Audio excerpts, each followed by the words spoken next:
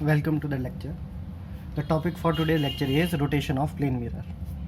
So simply here we'll see the अगर हम plane mirror को रोटेट करें तो रिफ्लेक्टेड रे कितने एंगल से रोटेट होगी, बस हम यहाँ पे वही चीज़ उन्हीं चीज़ों को थोड़ा सा एक्सप्लेन करके जानेंगे, ठीक है।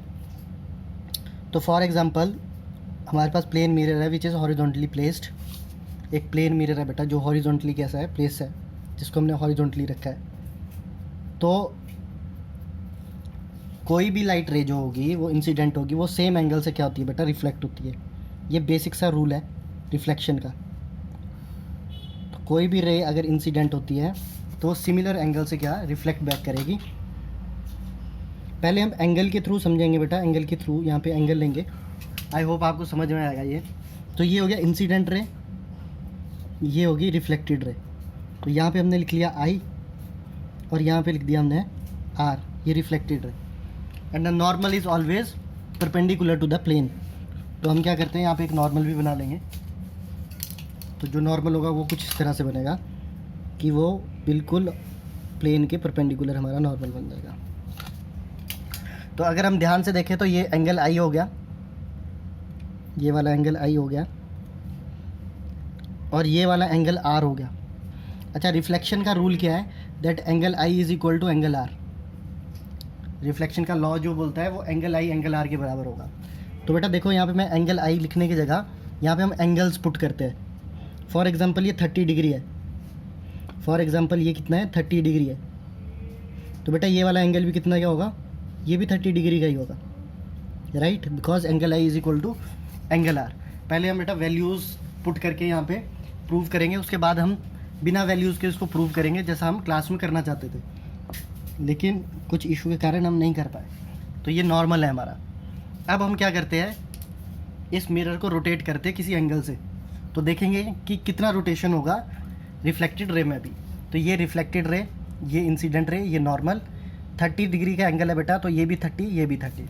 अब हम क्या करते हैं, हम इस मिरर को रोटेट करते हैं। फॉर एग्जांपल हमने 20 डिग्री का रोटेशन दे दिया, कितने का बेटा, 20 डिग्री का, है ना। तो यहाँ पे हम एक और यहाँ पे लाइन खींचेंगे। लाइन मतलब हम मिरर बनाएंगे। ये वो वाला है ऑरेंज शेप में, वो ऑरेंज कलर में वो मिरर है जिसको हम रोटेट कर चुके हैं बेटा। ये वो वाला मिरर है जिसको हमने क्या किया है, रोटेशन दे दिया। कितने डिग्री की रोटेशन दी है बेटा हमने इसको हमने 20 डिग्री की। तो ये 20 डिग्री है, ये 20 डिग्री है, तो ये भी कितना होगा, 20 डिग्री का होगा, समझ गए। अब बिना इंसिडेंट रे अभी भी ऐसी आ रही है। अब देखो बेटा इस मिरर के लिए नॉर्मल क्या बनेगा, पहले वो चेक करना है ना। तो इस मिरर के लिए जो नया नॉर्मल बनेगा वो क्या बनेगा, वो कुछ इस तरह से बनेगा कि बेटा अगर ये 20 डिग्री यहाँ से है तो इसका नॉर्मल कहीं यहाँ पे ही बनेगा, सही है ना। तो हमने यहाँ पे बना दिया न्यू नॉर्मल। तो ये जो है ये न्यू नॉर्मल है। किसका न्यू नॉर्मल है ये, जब हमने मिरर को क्या कर दिया, रोटेट कर दिया। तो बेटा ध्यान से देखो, ये मिरर और ये इसका न्यू नॉर्मल। तो यहाँ पे मैंने लिख दिया इसका न्यू नॉर्मल। न्यू नॉर्मल किसका, जब हमने क्या कर दिया, रोटेट कर दिया। तो ये हो गया न्यू नॉर्मल हमारा, ठीक है। अब ध्यान दो, अब ध्यान देना है कि ओल्ड नॉर्मल और इस रिफ्लेक्टेड के बीच का एंगल कितना बेटा, 30 डिग्री। इसके बीच के कितना एंगल है, 30 डिग्री, है ना। और कितने डिग्री घूम रहा है ये, 20 डिग्री। अच्छा ध्यान से देखेंगे, अब देखो अगर हमने इसको यहाँ से 20 डिग्री का रोटेशन दिया तो क्या ये नॉर्मल, ओल्ड नॉर्मल और न्यू नॉर्मल के बीच का एंगल कितना होगा बेटा, 20 डिग्री होगा, सही बात है ना, क्योंकि हम इसको कितना रोटेशन दिया, 20 डिग्री का। तो इसके बीच का एंगल भी 20 डिग्री हुआ। अच्छा ये जो जितना ये जो बच गया ये कितने डिग्री का होगा, ये 10 डिग्री का होगा। ध्यान से समझना, ये कितने डिग्री का होगा, ये 10 डिग्री का होगा। फिर से देख लो, ये 30 डिग्री का था बेटा, हमने 20 डिग्री जब इसको रोटेट किया तो ये जो ओल्ड नॉर्मल है, तो इसको मैंने लिख लिया old normal. Old normal, old normal new normal में कितने एंगल का डिफरेंस आएगा, 20 डिग्री का, क्योंकि हम यहाँ पे 20 डिग्री का रोटेशन दे रहे हैं। और यहाँ से यहाँ 30 डिग्री का, ये हम पहले देख चुके हैं। तो यहाँ से यहाँ 20 हो गया, तो बचा कितना, 10 डिग्री, समझ गए। अच्छा जब हमने इस मिरर को रोटेट किया तो इसका जो रिफ्लेक्टेड रे है उसकी पोजीशन भी बदल जाएगी, क्योंकि अब नॉर्मल ये है, न्यू नॉर्मल ये है। अब देखो, अब ये वाला ग्रीन वाला नहीं देखना बेटा, अब ऑरेंज वाला देखना। अब ऑरेंज वाला देखो, ऑरेंज वाले पे इंसिडेंट रे ये आ रही है और उसका नॉर्मल ये है। इसका मतलब ऐसे आएगी तो नई वाली जो होगी वो कुछ इस तरह जाएगी। वो कैसे जाएगी? वो इस तरह से जाएगी। इसको एक बार खुद ट्राई करना बेटा नोटबुक में। तो कुछ वो इस एंगल से जाएगी ऐसे। ये कौन सी है? न्यू रिफ्लेक्टेड रे। ठीक है, ये ओल्ड रिफ्लेक्टेड रे, ये new reflected ray. New reflected ray due to rotation of mirror. समझ गए? और हमें एंगल कौन सा फाइंड आउट करना है? Between old and new. और ये होगी ओल्ड रिफ्लेक्टेड रे, ये ओल्ड रिफ्लेक्टेड रे, ये न्यू रिफ्लेक्टेड रे। हमें ये वाला एंगल फाइंड आउट करना है। तो देखो बेटा, ये वाला एंगल फाइंड आउट कैसे करेंगे? अच्छा मुझे ये बताओ कि यहाँ से यहाँ तक का एंगल कितना हो जाएगा? ध्यान से देखोगे, यहाँ से न्यू नॉर्मल तक का एंगल कितना हो गया बेटा? 50। ध्यान से देखो, यहाँ से न्यू नॉर्मल तक का एंगल कितना हो गया? 50। यहाँ से न्यू नॉर्मल तक का एंगल हो गया 50। तो यहाँ से न्यू रिफ्लेक्टेड एंगल कितना होगा? वो भी 50 होगा, क्योंकि angle I equal to angle R. फिर से चेक करेंगे। अब हम न्यू नॉर्मल की बात करेंगे बेटा। प्लीज़ ऑरेंज वाला देखो, ऑरेंज वाला मिरर जब हम इसको रोटेट कर चुके हैं तो यहाँ से यहाँ का एंगल हो गया हमारे पास 50। यहाँ से एंगल हो गया 50। तो मैं इसको लिख लेता हूँ, यहाँ से यहाँ तक का एंगल हो गया 50। इसका मतलब angle I equal to angle R है, तो यहाँ से यहाँ का एंगल भी कितना होगा? 50। ठीक है, तो यहाँ से यहाँ का एंगल भी कितना हो जाएगा? 50। ये यहाँ से यहाँ का एंगल भी हो जाएगा 50। अब हमें फाइंड आउट क्या करना है बेटा? इस एंगल को फाइंड आउट करना है, एक्स एंगल को फाइंड आउट करना है। तो कितना सिंपल हो गया देखो बेटा, अगर यहाँ से यहाँ तक 50 है तो यहाँ से यहाँ तक कितना होगा? 50 माइनस 10। देखो, यहाँ से यहाँ तक 50 है और यहाँ से यहाँ तक 10 है, तो ये कितना बच गया? ये बच गया 40 डिग्री। तो कितना रोटेट किया था बेटा हमने? 20। और रिफ्लेक्टेड रे, न्यू और ओल्ड रिफ्लेक्टेड रे के बीच कितने का एंगल आ गया? 40। इससे हमें क्या पता चलता है कि अगर हम थीटा एंगल, अगर हम मिरर को घुमाएंगे, जो तो रिफ्लेक्टेड रे है वो कितना हो जाएगी? 2 थीटा रोटेट करेगी। जो रिफ्लेक्टेड रे वो कितना थीटा रोटेट करेगी? 2 थीटा रोटेट करेगी। बात समझ में आ गई? ठीक है, तो अब देखो, अब ये तो हमने वैल्यूज़ पुट करके कर दिया, बिना वैल्यू के पुट करेंगे तो कैसा होगा? तो सेम सिमिलर वही है, दोबारा से इसलिए करवा रहा हूँ ताकि आपको और कंसेप्ट क्या होगा, क्लैरिटी आ जाए कि रोटेशन पे एक्चुअल में हो क्या रहा है। तो अब थोड़ा सा डायग्राम को बड़ा करेंगे। ठीक है,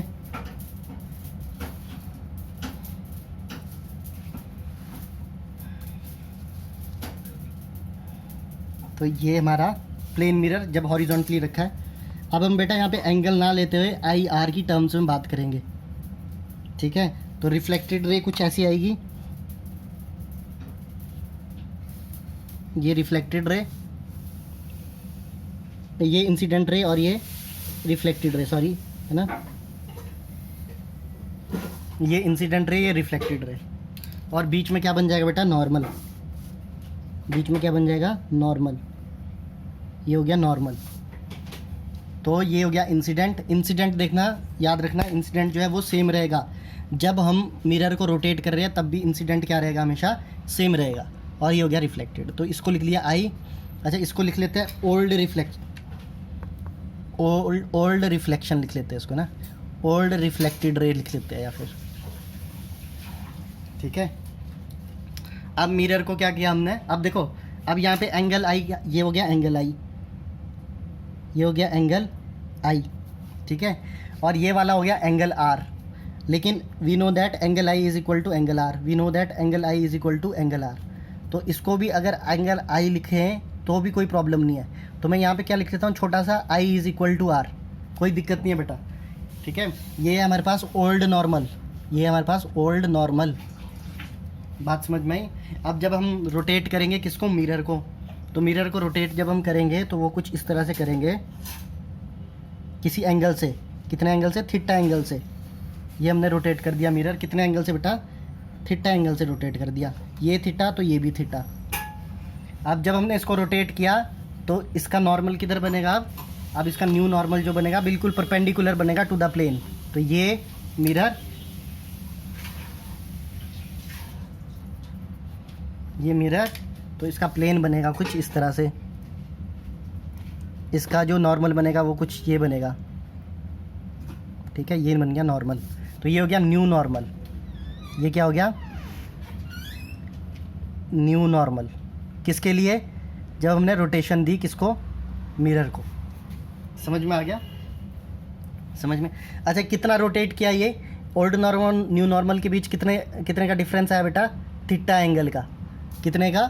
थीटा एंगल का। अब देखो यहाँ पे ध्यान से देखोगे, हमने 20 डिग्री एंगल इसको किया था, तो देखो ओल्ड नॉर्मल और न्यू नॉर्मल के बीच कितना आया? 20। जितना यहाँ पे उतना डिफरेंस यहाँ पे।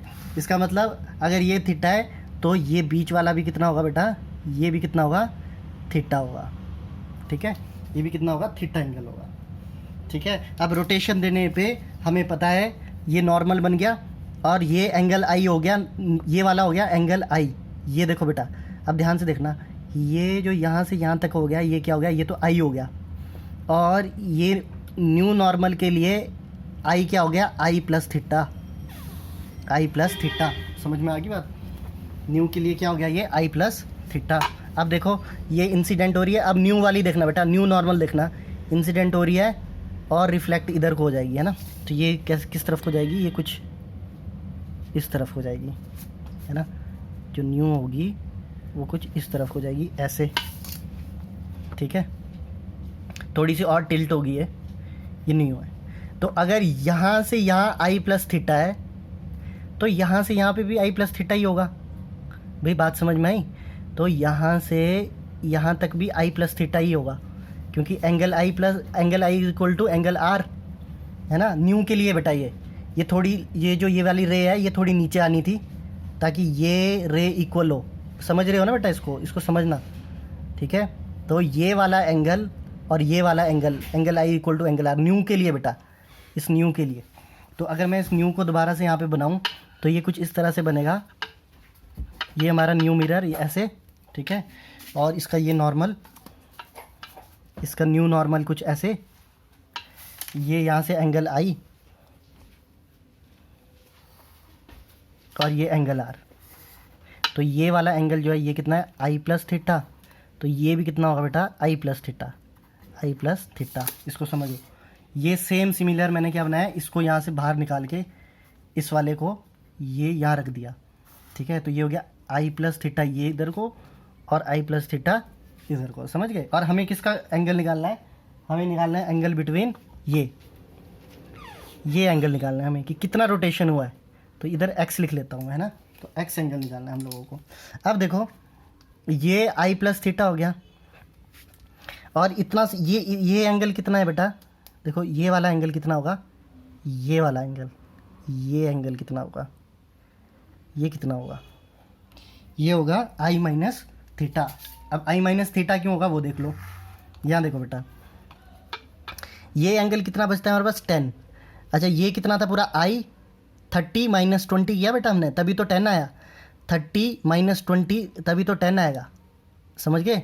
इस 30 से जब 20 को माइनस किया तभी तो न्यू नॉर्मल और ओल्ड रिफ्लेक्टेड के बीच का एंगल आया। तो देखो न्यू नॉर्मल और ओल्ड रिफ्लेक्टेड का बीच होगा आई माइनस थीटा। तो इसको क्या लिखेंगे? ये एंगल क्या है? आई माइनस थीटा। समझ रहे हो? देखो फिर से देख लो, यहाँ पे ये एंगल पूरा 30 था, 20 डिग्री से इसको हिलाया तो न्यू नॉर्मल और ओल्ड नॉर्मल के बीच 20 आया। 30 माइनस 20 तो इधर का गैप कितने का आ गया? 10 डिग्री का, है ना? 30 मतलब I minus theta, I minus theta is equal to 10। तो यहाँ पे हमने सिंपल क्या लिखा? I minus theta. अब इस पूरे से जब हम इसको माइनस करेंगे तो हमारे पास ये आ जाएगा। इस पूरे से जब हम इतने से भाग को माइनस करेंगे तो हमारे पास ये ऑटोमेटिकली आ जाएगा। ठीक है, तो ये पूरा कितना है? ये पूरा है आई प्लस थीटा, और ये इसका इतना सा भाग माइनस करेंगे तो माइनस आई माइनस थीटा। ठीक है, अब इसको अगर हम कैलकुलेट करें तो ये जगह आई प्लस थीटा माइनस आई प्लस थीटा। बेटा माइनस से माइनस ये आई कैंसिल हो जाएगा, बचेगा क्या? 2 थीटा। तो ये कितने, तो एक्स कितना आ गया हमारे पास? 2 थीटा।